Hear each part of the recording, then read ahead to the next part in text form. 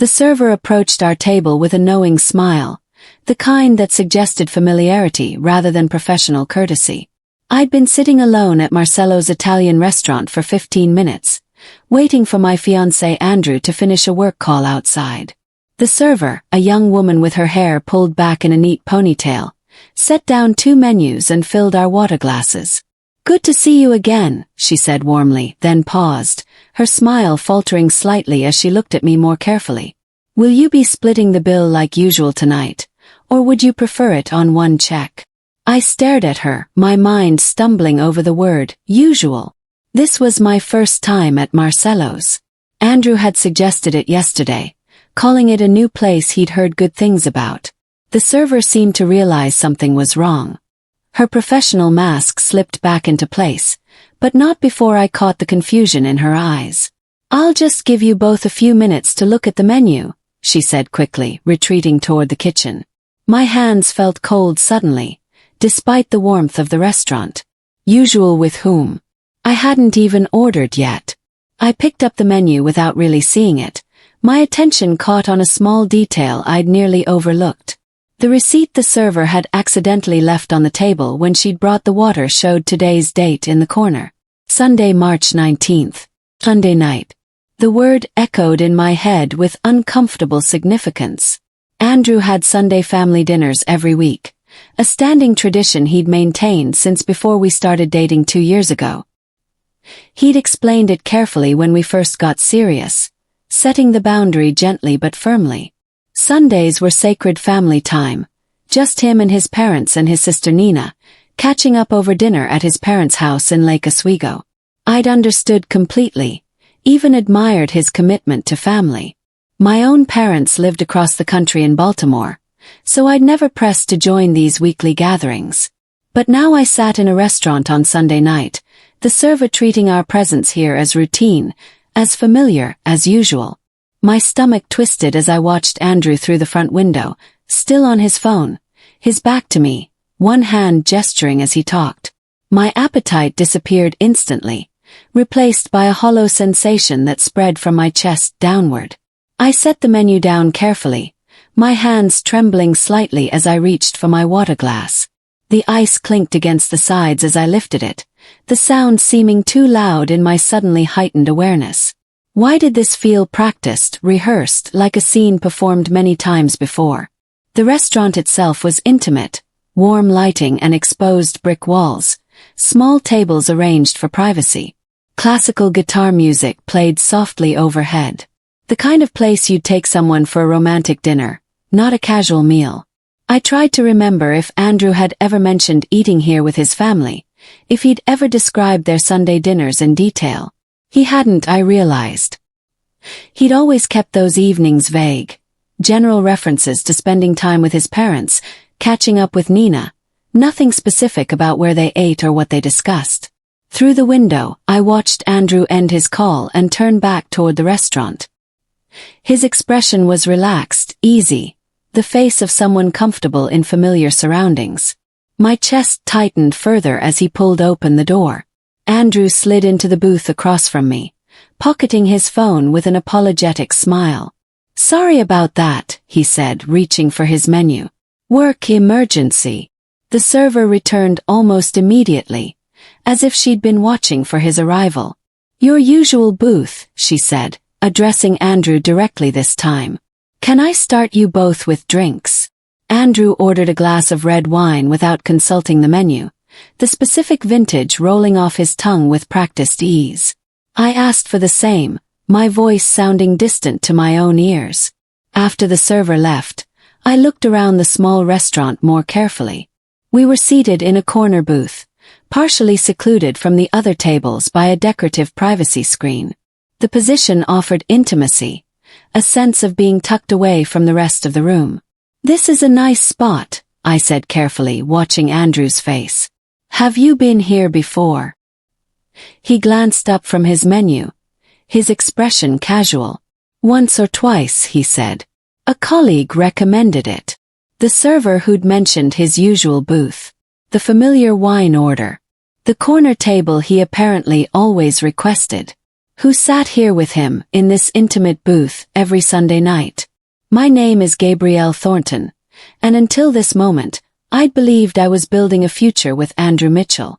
We'd met 2 years ago at a fundraiser for the Children's Hospital where I worked as a physical therapy coordinator.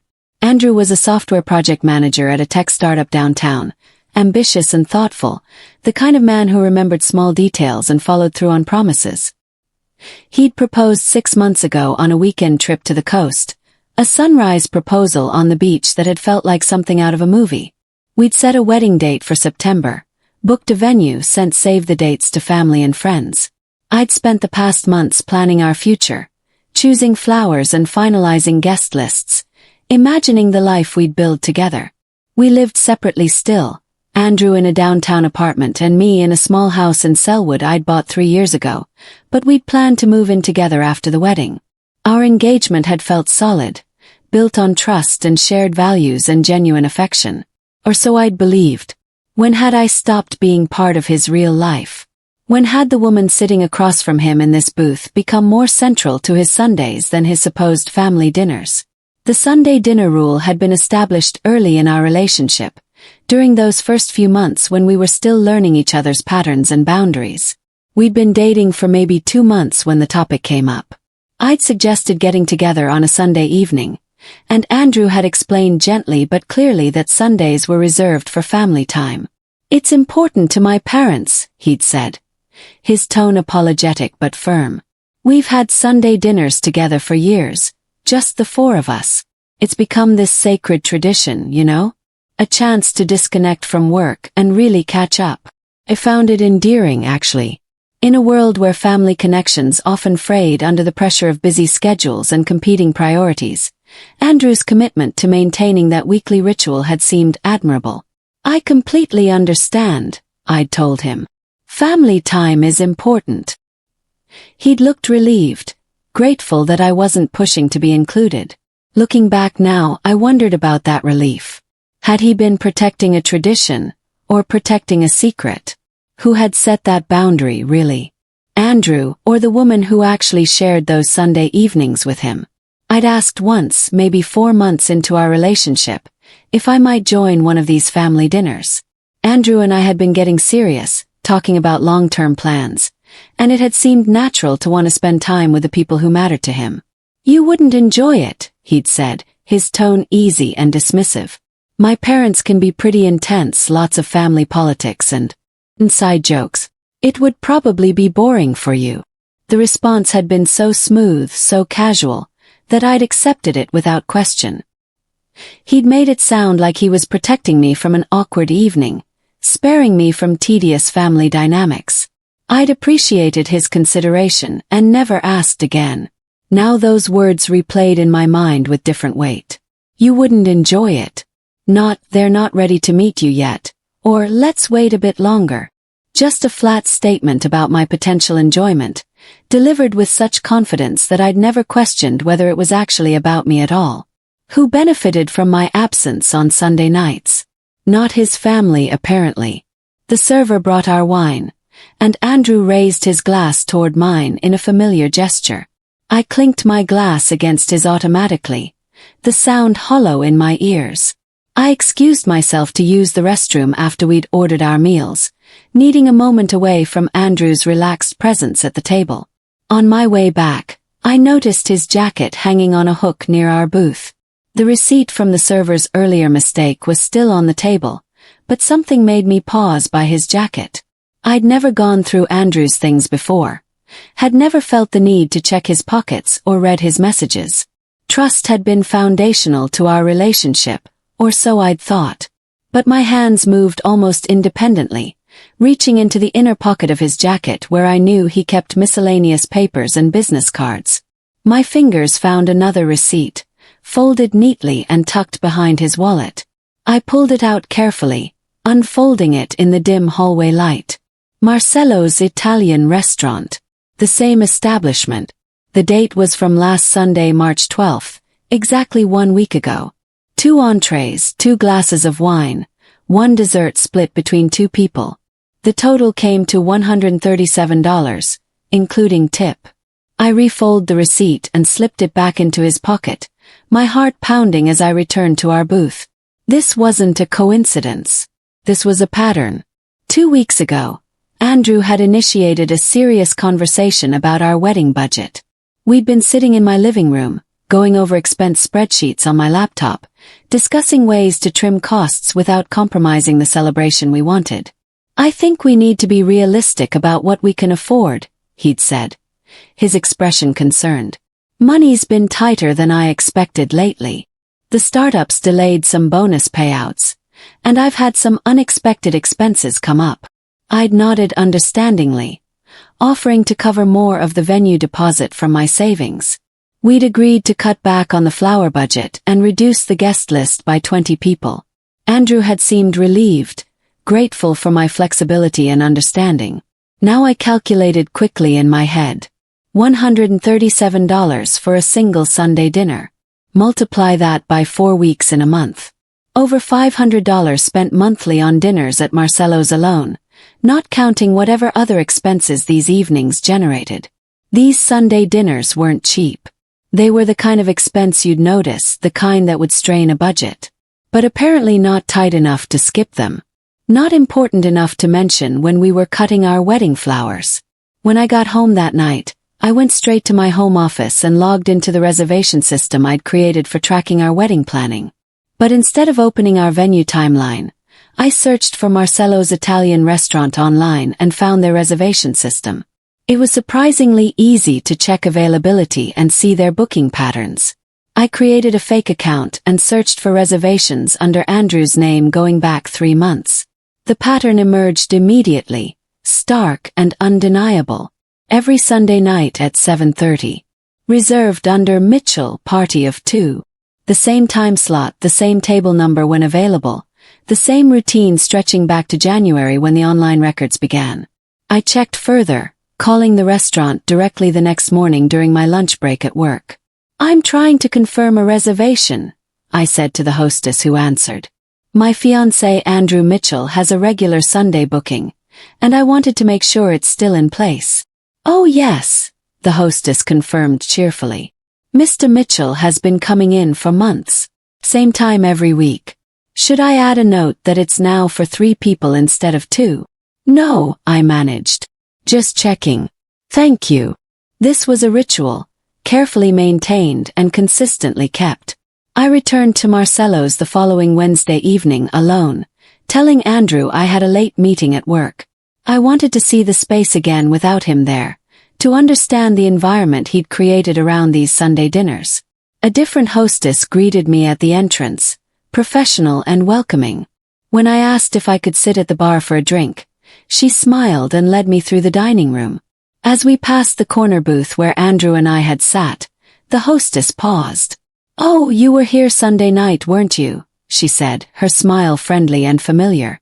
Then something shifted in her expression, a flicker of confusion crossing her face.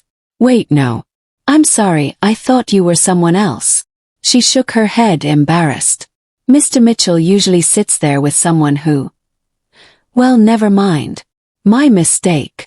She showed me to a bar stool, apologized again for the confusion, and left me with a menu.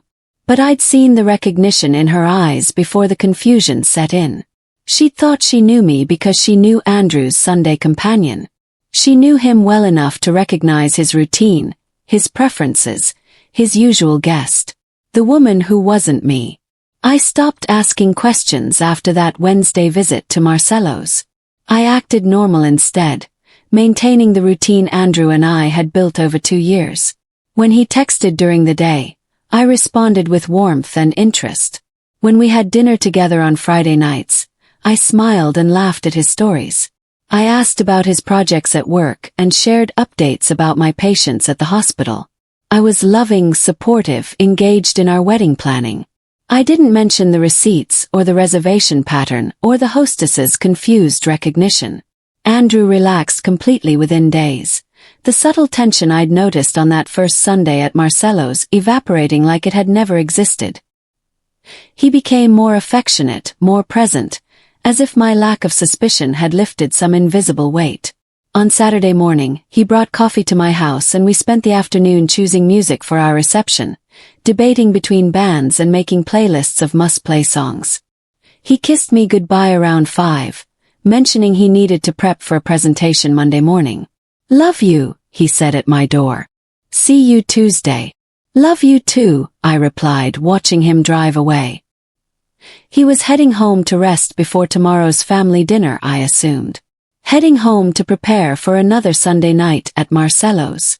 I spent Sunday afternoon creating a timeline, sitting at my kitchen table with a notebook and calendar spread before me. I went back through my text messages with Andrew, marking every Sunday over the past 6 months. Then I noted the times when he'd been distant, when our conversations had felt strained, when he'd picked fights over minor issues or seemed emotionally unavailable. The correlation was striking and consistent. Every argument we'd had about my working late hours had occurred the Monday after a Sunday dinner. Every time he'd accused me of being too focused on my career instead of our relationship had followed one of these family dinners. The pattern extended further back. The week before he proposed, he'd been withdrawn and quiet, barely responding to my messages. I'd worried something was wrong, that he was reconsidering our relationship. Then he'd surprised me with that beach proposal, swept me up in the romance and promise of our future. Now I understood the timeline differently. Every time he grew close to her on Sunday nights, he seemed to feel guilty toward me. Every intimate evening at Marcello's created distance. He had to close with grand gestures or manufactured arguments.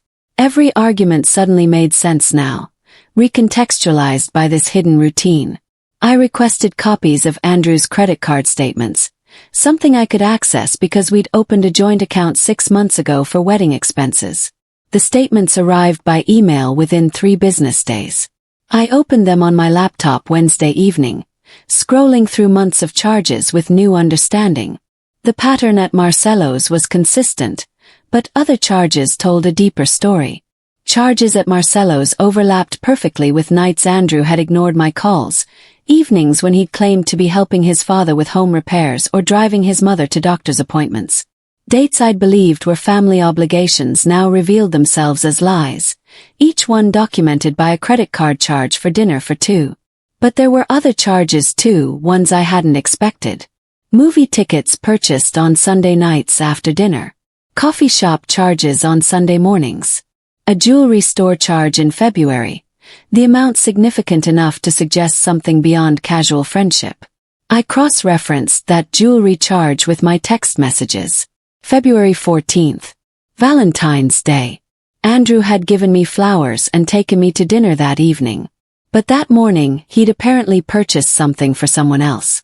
I traced my finger across the laptop screen, following the timeline of documented deception. He'd been unavailable because he'd been with her. The engagement ring on my finger suddenly felt heavy as I examined the credit card statements more carefully. Andrew had proposed in September, but the ring charges appeared on his statements starting in July. He'd made 4 payments over 3 months, the final payment processing in early September just before our beach trip. I matched those payment dates against the timeline of charges at Marcello's. The second ring payment, in early August, fell on the same statement as 3 Sunday dinners totaling over $400. The third payment in late August appeared alongside charges at an expensive wine bar and a florist. I'd never received flowers from that florist. The final ring payment in September shared the statement with 2 Sunday dinners and the coffee shop charges I'd noticed earlier. Every month while saving for my engagement ring, Andrew had been spending comparable amounts maintaining his Sunday ritual with another woman. I'd helped fund my own betrayal without knowing it. My savings account had supplemented our wedding fund. My careful budgeting had covered our joint expenses, freeing Andrew's income for these hidden expenditures. The ring on my finger represented a promise built on lies and financed alongside them. Thursday afternoon, I called Andrew's mother Pauline, something I did occasionally to coordinate family events or share wedding planning updates. We'd developed a friendly relationship over the past 2 years, though we'd only met in person a handful of times at birthday celebrations and holiday gatherings. "Gabrielle, how lovely to hear from you," Pauline answered warmly.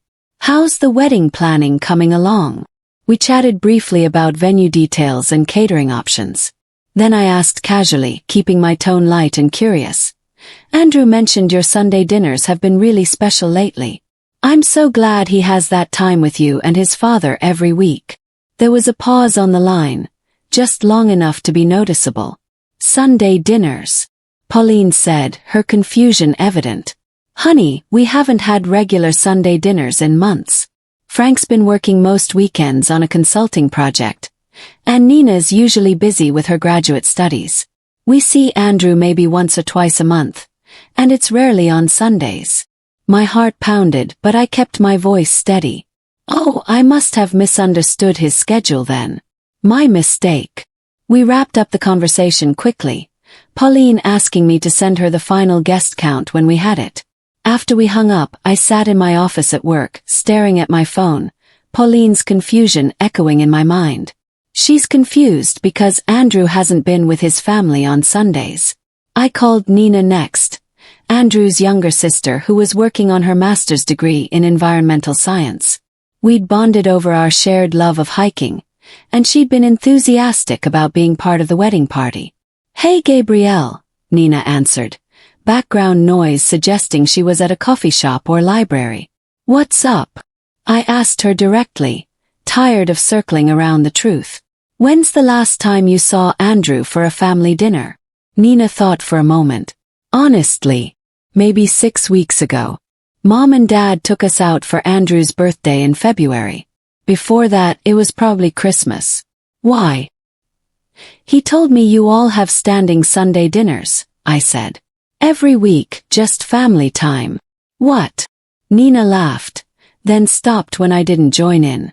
Gabrielle, that's not true. I mean, we used to do that years ago when Andrew and I were still living at home, but since I started grad school and Dad's been traveling so much, we barely coordinate regular meals anymore. I'm lucky if I see Andrew once a month. I thanked her and ended the call, my hands trembling. His family hadn't seen him in weeks, hadn't shared Sunday dinners in months, had no idea he'd been maintaining this fiction. So who had been sitting across from him every Sunday night at Marcello's, in that intimate corner booth he always requested? Who warranted this elaborate deception? Nina called me back 30 minutes later, her voice concerned. Gabrielle, I've been thinking about what you said. Something feels off. Why would Andrew tell you he's having family dinners if he's not? She paused, then continued more urgently. Actually, I'm glad you called. I've been meaning to invite you both over for dinner at my place. I haven't seen Andrew in forever, and I'd love to catch up with both of you before the wedding. Are you free this Sunday? My pulse quickened. That sounds great, I said carefully. What time? How about 6:30? I'll make pasta, keep it casual. I'll text Andrew too. She sounded pleased, energized by the plan. This'll be fun. We need more family time together before you officially become my sister. After we hung up, I waited to see how Andrew would respond. His text came through 20 minutes later, his tone notably different from his usual casual messages. Nina just invited us to dinner Sunday. I told her we might not be able to make it because of your work schedule. Can you tell her you have to cover a shift? The panic in his message was barely concealed behind the casual wording. Nina's simple invitation had destabilized him completely. This was the first time his two separate Sunday worlds were on the verge of colliding. He needed me to decline, to maintain the separation that protected his secret. I responded to Andrew's text with deliberate cheerfulness. I already told Nina we'd love to come. I don't have any work commitments Sunday. It'll be nice to spend time with your sister. His response took 7 minutes, an eternity in our usual quick text exchanges. Actually, I think we should do something just the two of us Sunday. We haven't had a proper date night in weeks. Let's take Nina out to dinner instead, maybe next weekend. I could feel his desperation through the screen. His need to control the situation and keep Sunday evening under his management. Nina already has everything planned for Sunday, I wrote back. We can do date night Saturday instead. I'm really looking forward to seeing her place. Andrew called me within minutes, his voice tight with barely controlled frustration. Gabrielle, I really think we should reschedule with Nina. Sunday doesn't work well for me. Why not? I asked, my tone genuinely curious. You're usually free Sunday evenings. Family time, right? The silence on his end stretched for several seconds. I have some things I need to take care of. Work prep for Monday. You can prep after dinner, I said simply. Nina's expecting us at 6:30. I already confirmed. He was choosing control, trying to redirect and reschedule, but I wasn't giving him the exit he needed. Sunday evening, I arrived at Nina's apartment building in Northwest Portland 15 minutes early. I'd told Andrew I'd meet him there, claiming I needed to run errands first. Nina's building had guest parking in front, and I sat in my car watching the entrance. At 6:20, a silver Honda pulled into a spot 3 spaces away from mine. A woman got out, mid-30s, dark curly hair pulled back in a casual ponytail. She wore jeans and a sweater, carrying a bottle of wine, moving with the comfortable confidence of someone arriving at a familiar destination.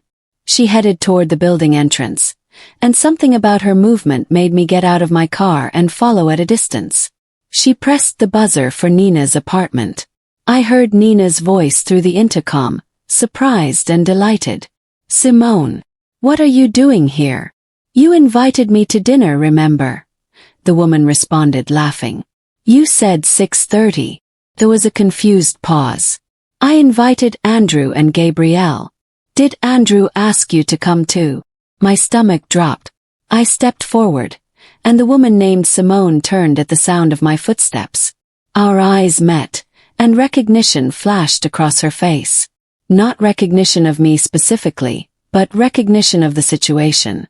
She'd seen my photo somewhere, knew who I was. Her expression shifted from confusion to dawning horror in the span of seconds. Nina buzzed us both up, clearly confused but too polite to leave either of us standing in the lobby. We rode the elevator in silence, Simone clutching her wine bottle, me with my hands clenched at my sides. When Nina opened her apartment door, she looked between us with complete bewilderment. Okay, someone want to tell me what's happening. Simone, I didn't invite you. And Gabrielle, where's Andrew? I think we should wait for Andrew, I said quietly. Simone set the wine on Nina's kitchen counter with shaking hands. He told me this was a casual dinner with friends, she said, her voice barely above a whisper. He said you'd be out of town for work. Nina's eyes widened as understanding began to dawn. Oh my God. Simone, how do you know Andrew? But before Simone could answer, the apartment buzzer rang again. Nina pressed the intercom. Andrew. Yeah, sorry I'm late. Traffic was terrible. He sounded normal, casual, completely unaware. The 3 of us stood in Nina's small living room as footsteps approached down the hallway. Andrew knocked, and Nina opened the door. His smile froze when he saw all 3 of us standing there. The silence that followed felt like it lasted hours, though it was probably only seconds. No one spoke. No one moved. Andrew's face cycled through confusion, recognition, and finally, pure panic. The introductions didn't need to happen. The truth was written in the silence, in Simone's tears, in Nina's shocked expression, in my complete stillness. I reached into my purse and pulled out the folder I'd prepared, the one containing printed copies of the credit card statements, the reservation confirmations, the timeline I'd created. I placed them on Nina's coffee table quietly, without drama or accusation. These are from Marcello's, I said, my voice steady. Every Sunday night for the past 6 months. Sometimes longer, according to the restaurant staff. Simone moved closer, looking at the papers, her hand covering her mouth. He told me those were client dinners, she whispered. Business development meetings. He said he was trying to build his own consulting practice on the side. Nina picked up one of the statements, scanning the charges. Andrew, what is this? Andrew started to speak, then stopped. Started again. This isn't what it looks like. I can explain everything. Please don't, I interrupted. Don't insult us with explanations. Simone's voice shook when she finally spoke. How long have you been engaged to her? She pointed at me, unable to say my name. 6 months, I answered for him.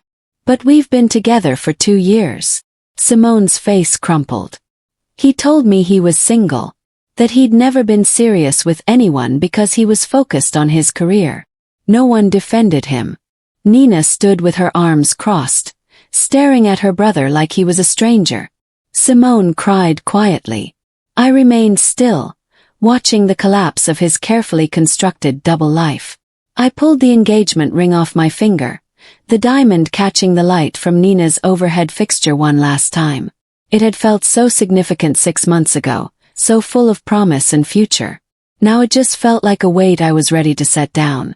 I placed it on the coffee table next to the receipts, the small sound of metal on wood definitive in the quiet apartment. I'm not doing this, I said, looking at Andrew directly. I'm not marrying someone who's been lying to me for months, maybe longer. I'm not building a future on this foundation. Andrew's face had gone pale. Gabrielle, please. Me explain. This was a mistake. I got confused about what I wanted, but I know now. Choose you. I want to marry you.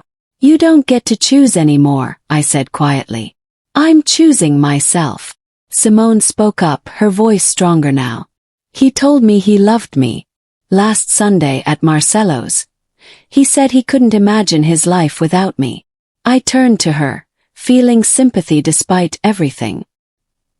He asked me to marry him while apparently building a relationship with you. We're both better off knowing the truth now. Nina moved beside me, her hand on my shoulder in solidarity. Gabrielle, I'm so sorry. Had no idea. If I'd known anything. I know, I interrupted gently. This isn't your fault. I picked up my purse and walked toward the door, leaving the ring and the receipts and the life I'd thought I was building behind. The fallout was swift and comprehensive. Nina called her parents that night, explaining everything. Pauline called me the next morning, apologetic and horrified, asking if there was anything she could do. I thanked her but declined, keeping the conversation brief and kind. Andrew's family trust shattered completely. His father Frank left him a voicemail I heard about through Nina, telling Andrew he was ashamed and disappointed. His narrative collapsed under the weight of documented evidence and multiple witnesses. He'd constructed elaborate stories for everyone, Simone about being single and focused on his career, me about sacred family dinners, his actual family about being busy with work and relationship obligations. When all those stories collided, none of them could survive scrutiny. Andrew tried to reach me 17 times in the first 3 days. Calls, texts, emails, even a handwritten letter delivered to my house. Each message followed the same pattern. Initial apology, followed by explanations, ending with pleas for another chance. I read the first 2 messages, then stopped opening them. His explanations didn't matter anymore. Whether he'd loved us both or neither of us, whether he'd planned to choose eventually or keep us both indefinitely, none of it changed the fundamental truth. He'd built our engagement on systematic deception, and I wasn't interested in salvaging anything from that foundation. 3 months after that Sunday dinner at Nina's apartment, I'd established a new routine that didn't include Andrew in any capacity. I'd blocked his number after the first week, removed him from all social media, returned every attempt at contact with silence. The wedding cancellations had been awkward but manageable. Our venue refunded most of our deposit since we'd cancelled so far in advance. I'd sent a brief explanation to the guests who'd received save the dates, keeping the message simple and dignified. I'd kept my job at the children's hospital and thrown myself into my work with renewed focus, taking on additional patients and volunteering for committee assignments I'd previously declined. The work was challenging and fulfilling, reminding me of the identity I'd maintained independent of my relationship status. I'd reconnected with friends I'd gradually seen less of during my engagement, rebuilding a social life that existed without reference to being someone's fiancé. I'd started hiking again, exploring trails around Portland I'd been meaning to visit. Through Nina, who'd become a genuine friend despite everything, I learned that Andrew and Simone had both moved on, separately and without him in their lives. His attempt to maintain two relationships had cost him both, along with his family's trust and his carefully constructed reputation. I didn't feel vindictive about his losses. Felt free. Free from the weight of lies I hadn't known I was carrying. Free from a future built on deception. Andrew had used family dinners to hide another woman, creating an elaborate fiction that spanned months. I'd used the truth to walk away completely, and in that walking away, I discovered something more valuable than the engagement I'd lost. I discovered I was strong enough to choose myself, even when it meant abandoning the future I'd imagined. The restaurant receipts had connected everything, revealing a pattern that couldn't be explained away or justified. But more than that, they'd given me the clarity to see what I deserved. Honesty, respect, and a partner who didn't need to maintain separate versions of himself for different people. I was building a new life now, one where Sunday evenings belonged entirely to me.